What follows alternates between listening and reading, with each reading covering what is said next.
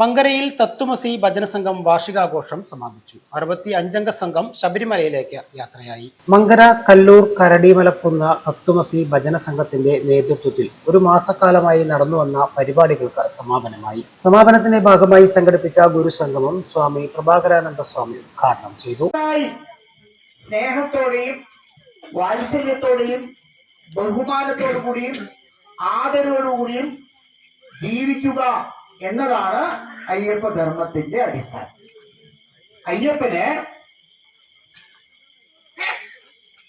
ഈ കലിയുഗത്തിൽ കലിയുഗ വരദനെ എന്ന പേരുണ്ട്. അത് മറ്റൊരു കടവുകളിലും മറ്റൊരു ദൈവങ്ങൾക്കും ഇല്ല. കാരണം ഭഗവാൻ അയ്യപ്പനാണ് ധർമ്മത്തെ സംരക്ഷിക്കുന്നത്. ധർമ്മത്തെ ശാസിക്കുന്നതിനാൽ ധർമ്മശാസ്താവ് എന്നാണ് അയ്യപ്പന്റെ യഥാർത്ഥ പേര്. അതുകൊണ്ട് ധർമ്മ സംരക്ഷണം എന്ന മഹത്തായ ഒരു ലക്ഷ്യത്തിന് വേണ്ടിയാണ് ശ്രീ ധർമ്മശാസ്താവായ മണികണ്ഠൻ അയ്യപ്പ സ്വാമിയായി അവതരിച്ചത്. അതുകൊണ്ട് നമ്മുടെ ഉള്ളിൽ വിവിധ തരത്തിലുള്ളതായ ജാതി മത ഭേദങ്ങളുണ്ട്. ഇതെല്ലാം തന്നെ കലിയുഗത്തിൽ ആവശ്യമേ ഇല്ല. തുടർന്ന് അയ്യപ്പ ഭക്തർക്ക് സന്ദേശം നൽകി.